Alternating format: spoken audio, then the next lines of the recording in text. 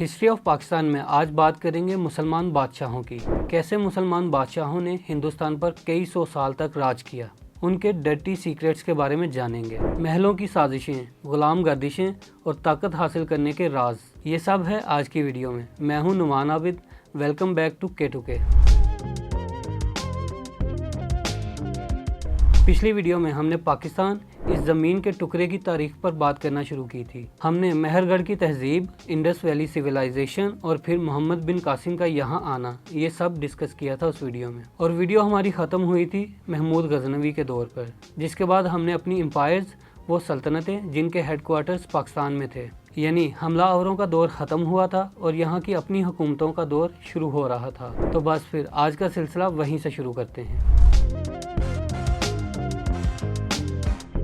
महमूद गजनवी सन 1030 में मलेरिया से मर गया। उसने एक बहुत बड़ी एम्पायर पीछे छोड़ दी थी, जो कि अफ़गानिस्तान, ईरान, सेंट्रल एशिया, मौजूदा पाकिस्तान के कुछ इलाकों और थोड़े से हिंदुस्तान तक फैली हुई थी। महमूद गजनवी के बाद तकरीबन 157 सालों तक उसके ख़ानदान के मुख्तलिफ लोगों की हुकूमत चलती रही। अफ़गानिस्तान से दो भाई थे, गियासुद्दीन गौरी और मोहम्मद गौरी। इनका ताल्लुक था गौरी ख़ानदान से। ये दोनों भाई गौर के इलाके के मकीन थे और इन दोनों भाइयों ने मिलकर हुकूमत की। उस वक्त हिंदुस्तान पर गजनवी अहद के गवर्नर्स की हुकूमत थी। इन दोनों भाइयों ने महमूद गजनवी की बची हुई सल्तनत पर कब्जा करना शुरू कर दिया। सन 1050 में गौरी ब्रादर्स ने गजनी फतह कर लिया, जो कि गजनवी सल्तनत का दारुल हुकूमत था। उसके बाद गजनवी सल्तनत के हुक्मरान लाहौर भाग गए, जो कि इनका रीजनल कैपिटल था। लेकिन लाहौर को भी मोहम्मद गौरी ने सन 1186 में फतह कर लिया और ये गजनवी ख़ानदान का आखिरी स्ट्रॉन्ग होल्ड था।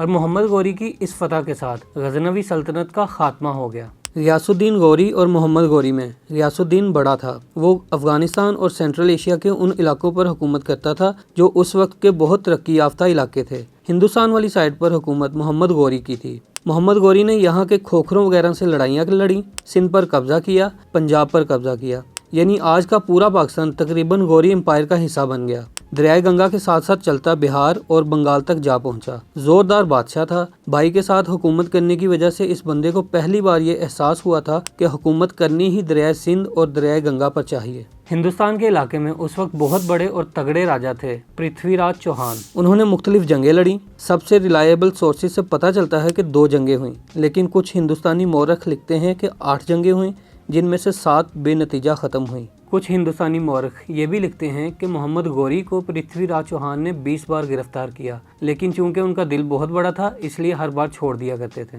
ये बातें ज़्यादा लॉजिकल नहीं लगती। बात यही ठीक लगती है कि 2 जंगें हुई, जिनमें से एक बेनतीजा साबित हुई और एक में कोई फैसला हुआ। मोहम्मद गौरी ने पहला हमला किया जो कामयाब ना हो सका। दूसरा हमला मोहम्मद गौरी ने 1192 में किया और पूरी तैयारी के साथ किया। और पूरी तैयारी के साथ हमला करने का फ़ायदा ये हुआ कि वो जंग जीत गए। पृथ्वीराज चौहान ने जब ये देखा कि वो जंग हार रहे हैं तो वो भाग निकले, लेकिन थोड़ी ही दूर जाकर पकड़े गए और फिर मारे गए। एक मज़े की बात यहाँ बताता चलूँ। पृथ्वी का मतलब हिंदी में ज़मीन होता है और पृथ्वीराज का मतलब ज़मीन पर राज करने वाला। इंडिया के एक मिसाइल का नाम है पृथ्वी, यानी ज़मीन पर मारने वाला मिसाइल, सरफेस टू सरफेस वार करने वाला। पाकिस्तान ने जब इसके मुकाबले में कोई मिसाइल बनाया तो उसका नाम रख दिया गौरी। पृथ्वीराज को हराया था सुल्तान मोहम्मद गौरी ने, तो फिर पाकिस्तान ने कहा लो फिर आया जो गौरी। इसके बाद हिंदुस्तान ने अपने उस मिसाइल को डिसकंटिन्यू कर दिया।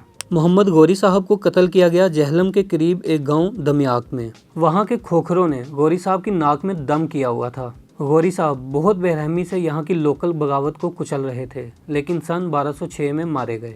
इनके मारे जाने के बाद बड़े भाई नवाज शरीफ, नवाज शरीफ गलती से निकल गया। बड़े भाई गियासुद्दीन गौरी पहले ही अल्लाह को प्यारे हो चुके थे, इसलिए सारी गौरी एम्पायर के बादशाह अकेले यही साहब थे। और जब इनका दम निकला तो ख्वारिज़मियों ने मगरिब की तरफ से अटैक करते हुए इनकी सल्तनत का सबसे अहम हिस्सा कब्जे में ले लिया और बाकी बचा हिंदुस्तान। उस दौर के बादशाह हमारे इस इलाके को कहते थे कि ये भी कोई इलाका है, इतनी गर्मी है, मच्छर है, मक्खियाँ हैं, इतने मसले हैं इस इलाके में। वो सिर्फ समरकंद बुखारा के गीत गाया करते थे। वो सेंट्रल एशिया में ही रहते थे और वहीं से हुकूमत भी करते थे।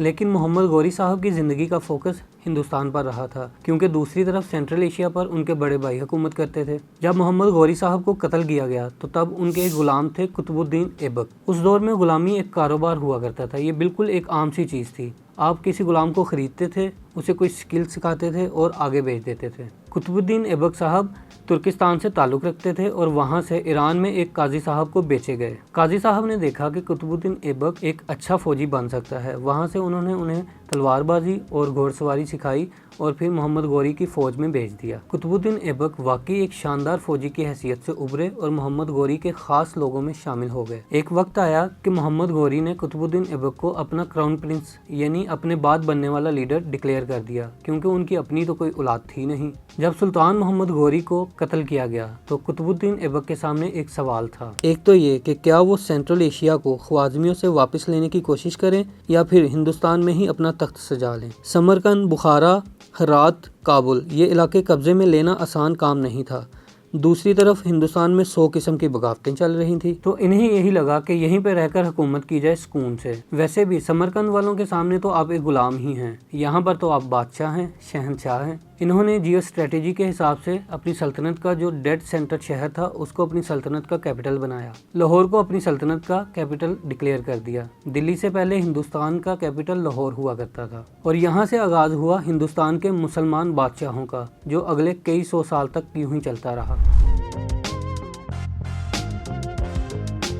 कुतुबुद्दीन ऐबक की एम्पायर कोई इतनी बड़ी नहीं थी, लेकिन क्योंकि वो यहाँ के मुस्लिम दौर का पहला बादशाह था इसलिए उनकी बहुत ज़्यादा इम्पोर्टेंस थी। सन 1210 में कुतुबुद्दीन ऐबक घोड़े पर बैठकर शिकार या कोई और खेल खेल रहे थे कि घोड़े से गिरे और मर गए, यानी उनका भी दौर कुछ ज़्यादा अरसा नहीं चला। सन 1206 में सुल्तान मोहम्मद गौरी का इंतकाल हुआ और 1210 में कुतुबुद्दीन ऐबक खुद मारे गए या मर गए। खैर, उनके बाद जो बादशाह बना उनका नाम था आराम शाह। इस बंदे का कोई ख़ास रिकॉर्ड नहीं मिलता कि कहाँ से आया, कैसे इतना इम्पोर्टेंट हो गया और बादशाह ही बन गया। लेकिन यहाँ पर ये बातें जानना कोई ज़्यादा ज़रूरी नहीं है, क्योंकि ये भाई साहब भी ज़्यादा देर बादशाह नहीं रहे। कुतुबुद्दीन ऐबक के एक साथी कमांडर और दामाद थे शमसुद्दीन अल्तमश। उन्होंने सन 1211 में आराम शाह के खिलाफ एक कामयाब बगावत की और बादशाहत पर कब्जा कर लिया। अपनी हुकूमत बनाते ही उन्होंने दिल्ली को अपना कैपिटल बनाया और यहाँ से दिल्ली सल्तनत का आगाज़ हुआ। अल्तमश सिर्फ एक अच्छा फौजी कमांडर ही नहीं बल्कि एक अच्छा बादशाह भी साबित हुआ और उन्होंने तकरीबन 25 साल बादशाहत की। अल्तमश ने करेंसी के 2 सिक्के जारी किए और करेंसी को स्टैंडर्डाइज किया। वेट यानी तोलने के निज़ाम को स्टैंडर्डाइज किया। पूरी रियासत को सूबों और रियासतों में तकसीम करके एडमिनिस्ट्रेटर बनाए। उनके दौर में दिल्ली सल्तनत आज के पाकिस्तान में दरियाए सिंध के मशरकी हिस्से से लेकर सेंट्रल इंडिया से बंगाल तक और शिमाल में हिमालय तक जाती थी। अल्तमश के बाद लगा एक तमाशा। वैसे तो अल्तमश एक बहुत अच्छे बादशाह थे, लेकिन उनको अपने बेटों से ज़्यादा अपनी बेटी मरियम से प्यार था। ओह, मरियम तो गलती से बोल गया, अपनी बेटी रज़िया से प्यार था। अब हुआ कुछ यूँ कि रज़िया लड़कियों सी लड़की नहीं थी। उसने कॉम्बैट की ट्रेनिंग हासिल की थी और ये खुद एक बहुत अच्छी वॉरियर थी। बातें यहाँ तक फैल गईं कि कुछ रिवायात के मुताबिक अल्तमश ने अपनी बेटी को अपना जानशीन मुकर्रर कर दिया है। अभी आप देख रहे होंगे लैपटॉप सामने पड़ा है। ये मेरा लैपटॉप चार्जिंग पे था, वापस आ गया। अभी मैं मोबाइल पे पॉइंट्स लिखे थे उससे कर रहा था, तो बाकी की वीडियो अब हम इधर से शुरू करते हैं। लेकिन बहरहाल 1236 में जब अल्तमश का इंतकाल हुआ तो जैसे होता है बादशाह के फोत होने के बाद उनके आपस में बेटे लड़ पड़ते हैं कि बादशाहत किसके पास जाएगी, वैसा ही सब कुछ हुआ और उनकी बेटी रज़िया भी इस लड़ाई में शामिल हो गई। बहरहाल रुकनुद्दीन नाम का एक शहजादा जीत गया और बादशाह बन गया। रुकनुद्दीन की माँ यानी कि रज़िया की सुतेली माँ ने यह प्लान किया कि रज़िया को कत्ल कर दिया जाए वरना बाद में मसला करेगी, और दूसरी तरफ रज़िया ने भी अपनी बगावत जारी रखी। और एक वक्त ऐसा आया कि जब महल के बहुत सारे वजीर रज़िया के साथ मिल गए और फिर हुआ यूं कि रज़िया बगावत करने में जीत गई और अपनी सुतेली माँ को कत्ल करवा दिया और अपने भाइयों को भी खुडे लाइन लगवा दिया। महल के जिन लोगों की सपोर्ट रज़िया के साथ थी उनका ख्याल ये था कि रज़िया एक मलका बनेगी और वो बड़ी कमज़ोर मलका बनेगी, क्योंकि बहरहाल हमारे यहाँ ऐसी हुकूमत का कोई डिज़ाइन नहीं है जिसमें कोई बादशाह ना हो। मलका कमज़ोर होगी तो महल के वज़ीर वगैरह समझते थे कि हम खुद ताकतवर रहेंगे, लेकिन कम पुठा पै गया। रज़िया साहिबा ने मलिका बनते ही अपने साथ सुल्तान का टाइटल लगाया और रज़िया सुल्तान बनकर बैठ गई। इस टाइटल को रज़िया सुल्ताना भी लिखा गया है कई जगहों पर। महल वालों ने कहा, ये क्या बदतमीजी है, हमने तुम्हें मलका बनाया है और तुम सीरियस ही हो गई हो। बस 4 साल के अंदर अंदर रज़िया सुल्ताना को इसके एक और सुतेले भाई मुइज़ुद्दीन बहराम ने ओवरथ्रो किया और कत्ल कर दिया, और यूं हिंदुस्तान की वाहिद मलका की कहानी ख़त्म हुई। वैसे मैंने रज़िया सुल्ताना की कहानी का ब्रूटली शॉर्ट वर्जन सुनाया है आपको, लेकिन अगर तफसील में जाने लगे तो यहीं पर शाम हो जाएगी, इसलिए आगे बढ़ते हैं। अभी तक हम बात कर रहे थे खानदान सुलतान की। कुतुबुद्दीन ऐबक से शुरू होते हुए रज़िया सुल्ताना और फिर मुइज़्ज़ुद्दीन बहराम पर आकर ये बादशाहत ख़त्म हुई और फिर यहाँ से शुरू हुआ खिलजी ख़ानदान का दौर। कहानी तकरीबन वही है। पहले सन 1290 में एक बादशाह बने जलालुद्दीन खिलजी। मिजाज के थोड़े शरीफ आदमी थे, इसलिए उनके दामाद जो उनको भतीजा भी था उसने उन्हें कत्ल कर दिया और ख़ुद बादशाह बन गए। 6 साल जलालुद्दीन खिलजी बादशाह रहे। उनका दौर मोस्टली मंगोलों से लड़ाई करते हुए गुजर गया। उस दौर में मंगोल लगातार इस इलाके पर हमले करते रहते थे। वो कराकरम और हिंदूकश क्रॉस करके दर्रा खैबर, दर्रा बुलान या दरिया सिंध के पार किसी दर्रे को इस्तेमाल करते हुए आते थे और यहाँ की हुकूमतों से लड़ते थे। खैर, बात हो रही थी खिलजियों की, तो जलालुद्दीन साहब को 6 साल बाद यानी कि 1296 में उनके दामाद ने उड़ा दिया और ख़ुद एक तगड़ा बादशाह बनकर बैठ गया और उसको अलाउद्दीन खिलजी के नाम से जाना जाता है। 20 साल हुकूमत की। थोड़ा सा कम्युनिस्ट मिजाज था। जी बिल्कुल, आपने सही सुना। अलाउद्दीन खिलजी ने बहुत सारी ज़मीन हथिया ली और ये कहा कि भाई ये ज़मीन तो स्टेट्स की है, आपकी नहीं। खबरदार किसी ने एहतजाज किया तो, और जिनकी ज़मीन थी उन पर 50% का टैक्स लगा दिया कि ये माल तुम हुकूमत को दोगे, तुम्हारी ऐसी की तैसी। प्राइस कंट्रोल पर सख्ती की कि मार्केट में गंदम, चावल वगैरह किस रेट पर फ़रोख्त होंगे, ये फैसला ब्यूरोक्रेसी करेगी। लग रहा है ना कम्युनिस्ट मिजाज। बहुत मारधाड़ की इस बंदे ने। अपनी रियासत को काफ़ी फैलाया, जगह जगह हमले किए, लूट मार भी की, रियासत भी फैलाई। भाई जैसे बादशाह होते हैं वैसा रहा और कामयाब रहा। अपने ससुर चचा की तरह नहीं कि हर किसी को साथ लेकर चलने की कोशिश की। बहरहाल 20 साल हुकूमत के बाद बीमार हो गया और सन 1316 में एक दिन मर गया। उसके बाद वही शहजादों की लड़ाइयाँ वगैरह। उस वक्त महल वालों ने ये हल निकाला कि अलाउद्दीन खिलजी के बेटे शहाबुद्दीन खिलजी को बादशाह बनाया जाए और दूसरे भाई कुतुबुद्दीन को वज़ीर आज़म बना दिया जाए। लेकिन कुतुबुद्दीन ने अपने भाई को कत्ल किया और उसकी जगह पर खुद बादशाह बन गया। लग रहा है ना कि जैसे गेम ऑफ थ्रोन्स का कोई एपिसोड देख रहे हों। ये ताकत की खेलें ऐसे ही खेली जाती हैं, आज भी तकरीबन ऐसे ही खेली जाती हैं। खेलने का तरीका थोड़ा बदल गया है, खेल अब भी वही है। खैर, तो कहाँ थे हम जब कुतुबुद्दीन ने हुकूमत पर कब्जा किया? तो मलक कबीले के सरदार का नाम था गाजी मलिक। उनकी सपोर्ट हासिल करने के लिए उनको पंजाब की आर्मी का कमांडर बना दिया गया और बाकी महल के वजीरों को भी यही कहा गया कि बात मानो, इनाम लो या फिर मरो। फिर कुतुबुद्दीन के ही एक जनरल खुसरू खान ने कुछ साल बाद कुतुबुद्दीन को कत्ल कर दिया। तब महल के लोगों ने गाजी मलिक को कहा कि भाई इन जनरल साहब से हमारी जान छुड़ाओ, तुम अपनी आर्मी ले आओ और दिल्ली पर कब्जा कर लो। गाजी आ गया तो छा गया। दिल्ली पर कब्जा करने के बाद गाजी साहब ने कहा मैं अपना एक नया नाम रखूंगा, बेहतरीन नाम, शहनशाहों वाला, बादशाहों वाला, ऐसा नाम जो किसी का ना हो। नाम रखा गया गियासुद्दीन तुगलक। इनके बारे में कोई ख़ास बात नहीं है करने वाली, क्योंकि 4 साल बादशाह रहे और उसके बाद इनके नाम पर एक बिल्डिंग बनाई गई और उस बिल्डिंग में इनको बुलाया गया और वो बिल्डिंग ही गिर गई और तुगलक साहब की लक उधर ही ख़त्म हो गई। फिर उनका बेटा मोहम्मद तुगलक बादशाह बना। बहुत ही जालिम और फजूल इंसान था, 3rd क्लास पूरा का पूरा, अवाम पर बिल्कुल बेरहम, छोटी छोटी बातों पर गले कटवाने वाला। यही बादशाह था जब इब्ने बतूता का गुजर हुआ था इस इलाके से। इब्ने बतूता ने इसके दरबार के हालात और हिंदुस्तान के मुशाहदात बड़ी तफसील से लिखे हैं। इस पर एक वीडियो अलग से करूंगा, लेकिन अभी के लिए सिर्फ इतना ही कि मोहम्मद तुगलक 26 साल बादशाह रहे। उसके जुल्म जबर के अलावा जो बात मशहूर है वो ये कि उसने कैपिटल मुंतकिल किया था दिल्ली से दौलताबाद। ये इलाका दक्कन के करीब है, इसलिए दक्कन भी उर्दू का एक दबिस्तान बना हुआ है, क्योंकि उस वक्त महल के लोग उर्दू बोलते थे। ऐसे उर्दू की एक बहुत बड़ी खिदमत हो गई। मोहम्मद तुगलक के बाद बादशाह बना फिरोज शाह तुगलक और ये 32 साल बादशाह रहा। इसके बारे में सिग्निफिकेंट बात यह है कि इसे इस दौर में हुकूमत करते हुए ये एक बात का अंदाज़ा हुआ कि अगर हुकूमत को इस्लामी टच दे दिया जाए तो आपको बहुत सपोर्ट मिलेगी। तो बस फिर क्या हुआ, इस बंदे ने मंदिरों पर हमले करवाना शुरू कर दिए, मदरसों से टैक्स ख़त्म कर दिया और मजहबी तबके को प्रमोट किया और दूसरे मज़ाहब पर जुल्म जबर किया। कुछ लोग कहते हैं कि उसने इस्लाम की खिदमत की, जाहिर है उसके दौर में बहुत से लोग मुसलमान भी हुए थे। और दूसरी तरफ कुछ लोग ये कहते हैं कि उसने दीन का मजाक बना दिया था। अब ये फैसला आप पर है कि उसने अच्छा किया या बुरा। यहाँ पर एक और अहम बात यह है कि ये साहब अपनी करप्शन की वजह से भी मशहूर थे। उसने अहम ओहदे विरासत की बुनियाद पर देना शुरू कर दिए, यानी आप किसी इलाके के काजी हैं या जज हैं तो आपका बेटा ही उसके बाद काजी या जज बनेगा। इसी तरह फौजी जनरल्स को भी ये इजाज़त दी गई कि वो अपने बेटे, दामाद या किसी गुलाम को भी भेज सकते हैं। अब आप समझ ही सकते हैं कि जिस रियासत में कोई मेरिट ना हो वो कितनी मजबूत रह सकती है।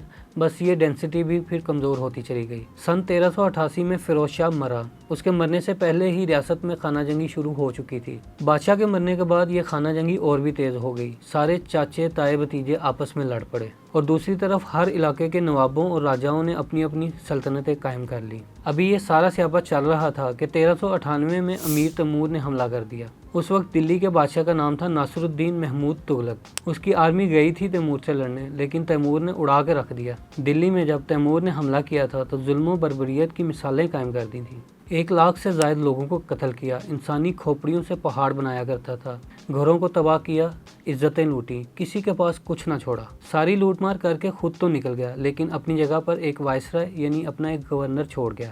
اس گورنر کا نام تھا خضر خان۔ خضر خان کے پاس پہلے تو کنٹرول تھا صرف ملتان، لاہور اور دیپال پور کے علاقے تک کا، لیکن پھر اپنی ریاست کو پھیلاتے ہوئے خضر خان پہنچ گیا دلی تک، اور یوں تغلق خاندان سن 1414 میں ختم ہو گیا۔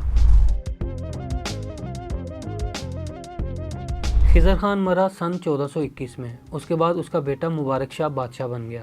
اب آپ سوچ رہے ہوں گے کہ یہ کیا مذاق ہے، ابا خان اور بیٹا شاہ؟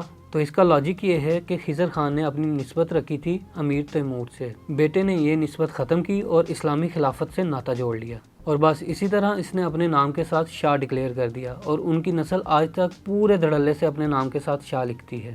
خیر، ویسے بادشاہوں کے خاندان کے اعتبار سے دیکھیں تو یہ لوگ انتہائی شریف لگیں گے۔ مبارک شاہ کے بعد اس کے بھتیجے محمد شاہ نے کچھ دیر حکومت کی۔ جب اس کا وقت قریب تھا تو اس نے اپنے بیٹے علاء الدین عالم شاہ کو بلایا اور اپنے بیٹے کو جانشین قرار دے دیا، اور کچھ دن بعد وہ خود مر گیا اور اس کا بیٹا بادشاہ بن گیا۔ عالم شاہ کچھ دیر بادشاہ رہا، پھر افغان سردار بہلول لودھی نے حملے شروع کر دیے، تو شاہ جی نے بڑے آرام سے کہہ دیا کہ بھائی دلی کا کنٹرول سنبھالو، تم حکومت کرو اور مجھے سکون کرنے دو۔ بہلول لودھی بادشاہ بن گیا اور عالم شاہ دلی سے چلا گیا۔ میں ذرا یہاں پر ایک بات کلیئر کرتے چلوں کہ میں دلی کیا جا رہا ہوں، اس کی وجہ کیا ہے؟ سب حکومتیں دریائے سندھ سے شروع ہوتی تھی، دلی سے ہوتے ہوئے بہار اور پھر بنگال تک جاتی تھی۔ پنجاب، سندھ کے شمالی علاقے، بلوچستان کے شمالی علاقے، KPK کے جنوبی علاقے، سب ان حکومتوں میں آتے تھے۔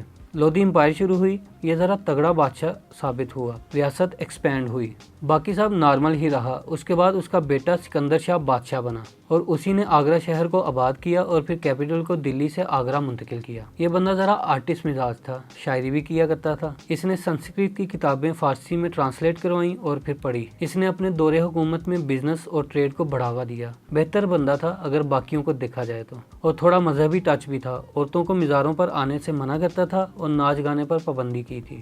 سکندر لودھی کا بیٹا ہے ساحل لودھی، پاکستان میں مارننگ شو کرتا ہے۔ ارے مذاق کر رہا ہوں۔ سکندر لودھی کے بیٹے کا اصل نام تھا ابراہیم لودھی، سخت مزاج تھا۔ سن 1517 میں بادشاہ بنا، لیکن زیادہ دیر رہ نہ پایا۔ تقریباً 8.5 سال بعد ہی امیر تیمور کے خاندان کے ایک لڑکے نے ہندوستان پر چڑھائی کرنے کی سوچ لی۔ اس وقت سینٹرل ایشیا اور افغانستان کے سرداروں میں سے ایک تھا جس کا نام تھا بابر۔